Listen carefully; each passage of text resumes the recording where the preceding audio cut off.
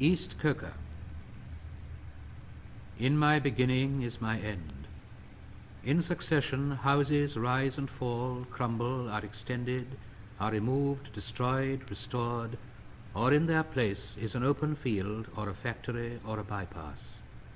Old stone to new building, old timber to new fires, old fires to ashes, and ashes to the earth which is already flesh, fur and faces, bone of man and beast, cornstalk and leaf. Houses live and die. There is a time for building, and a time for living and for generation, and a time for the wind to break the loosened pane, and to shake the wainscot where the field mouse trots, and to shake the tattered arras woven with a silent motto. In my beginning is my end.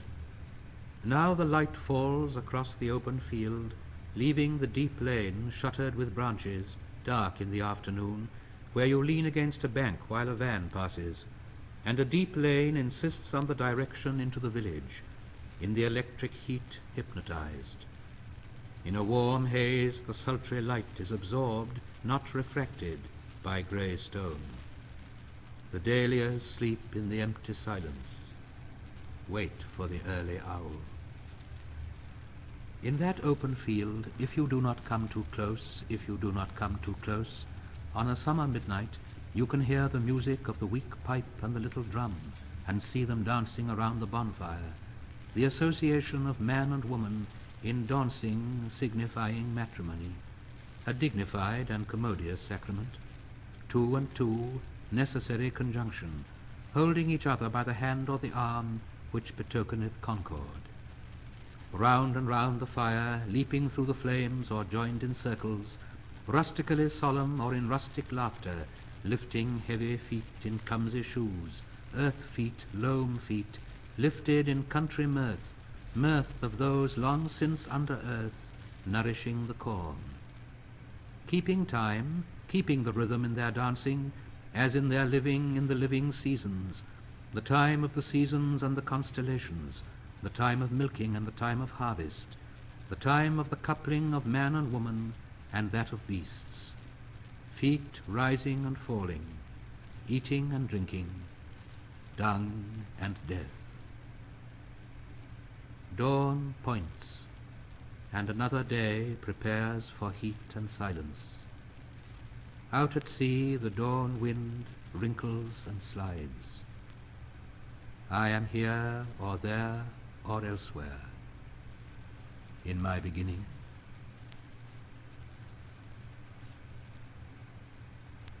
What is the late November doing with the disturbance of the spring and preachers of the summer heat, and snowdrops writhing under feet, and hollyhocks that aim too high, red into grey, and tumble down, late roses filled with early snow?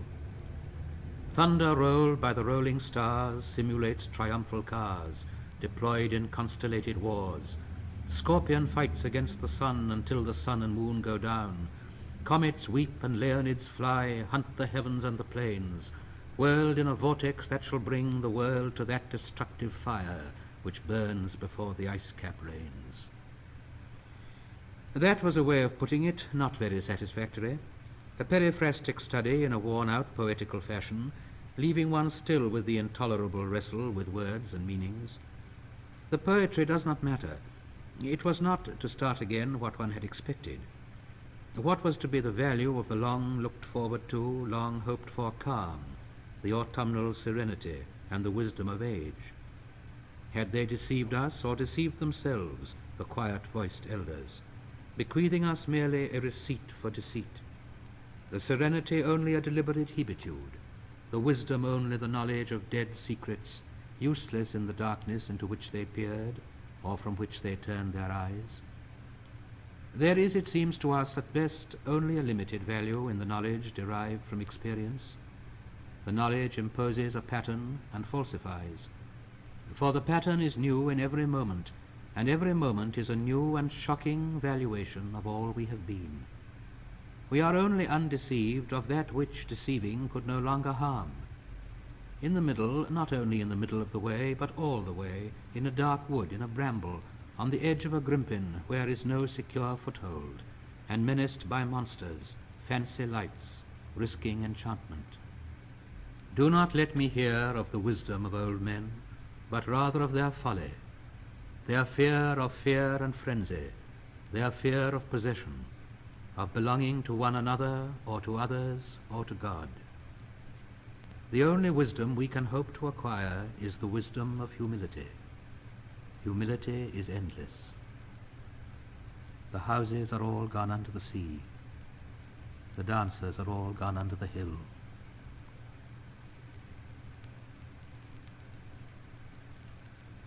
Oh, dark, dark, dark, they all go into the dark, the vacant interstellar spaces, the vacant into the vacant.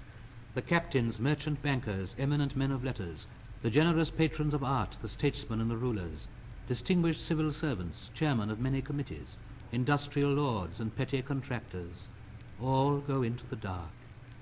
And dark the sun and moon, and the Almanac de Gotha, and the Stock Exchange Gazette, the Directory of Directors, and cold the sense and lost the motive of action. And we all go with them into the silent funeral, nobody's funeral, for there is no one to bury. I said to my soul, be still, and let the dark come upon you, which shall be the darkness of God. As in a theatre, the lights are extinguished for the scene to be changed with a hollow rumble of wings, with a movement of darkness on darkness, and we know that the hills and the trees, the distant panorama and the bold, imposing facade are all being rolled away. Or as when an underground train in the tube stops too long between stations, and the conversation rises and slowly fades into silence, and you see behind every face the mental emptiness deepen, leaving only the growing terror of nothing to think about. Or when, under ether, the mind is conscious, but conscious of nothing. I said to my soul, be still, and wait without hope, for hope would be hope for the wrong thing. Wait without love, for love would be love of the wrong thing. There is yet faith, but the faith and the love and the hope are all in the waiting. Wait without thought, for you are not ready for thought. So the darkness shall be the light, and the stillness the dancing. Whisper of running streams and winter lightning, the wild thyme unseen and the wild strawberry, the laughter in the garden, echoed ecstasy, not lost but requiring, pointing to the agony of death and birth. You say I am repeating something I have said before. I shall say it again. Shall I say it again? In order to arrive there, to arrive where you are, to get from where you are not, you must go by a way wherein there is no ecstasy. In order to arrive at what you do not know, you must go by a way which is the way of ignorance. In order to possess what you do not possess, you must go by the way of dispossession. In order to arrive at what you are not, you must go through the way in which you are not. And what you do not know is the only thing you know, and what you own is what you do not own, and where you are is where you are not.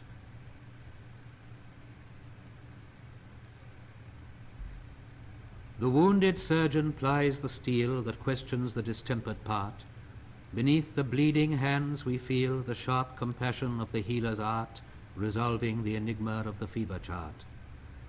Our only health is the disease, if we obey the dying nurse, whose constant care is not to please, but to remind of our and Adam's curse, and that to be restored our sickness must grow worse. The whole earth is our hospital, endowed by the ruined millionaire, wherein, if we do well, we shall die of the absolute paternal care that will not leave us, but prevents us everywhere. The chill ascends from feet to knees, the fever sings in mental wires. If to be warmed, then I must freeze and quake in frigid purgatorial fires, of which the flame is roses and the smoke is briars. The dripping blood our only drink, the bloody flesh our only food. in spite of which we like to think that we are sound, substantial flesh and blood. Again, in spite of that, we call this Friday good.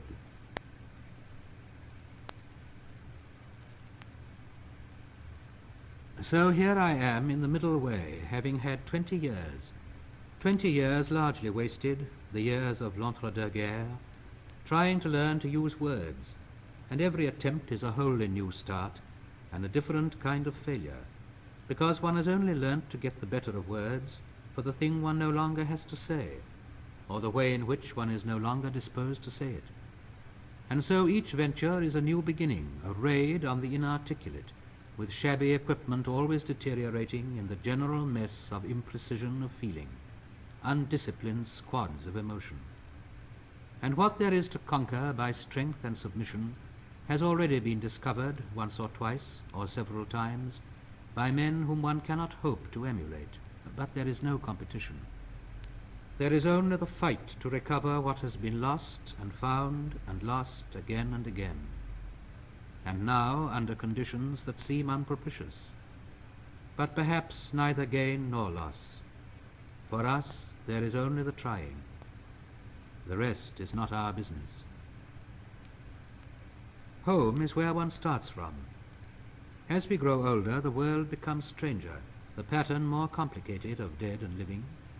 Not the intense moment isolated with no before and after, but a lifetime burning in every moment, and not the lifetime of one man only, but of old stones that cannot be deciphered.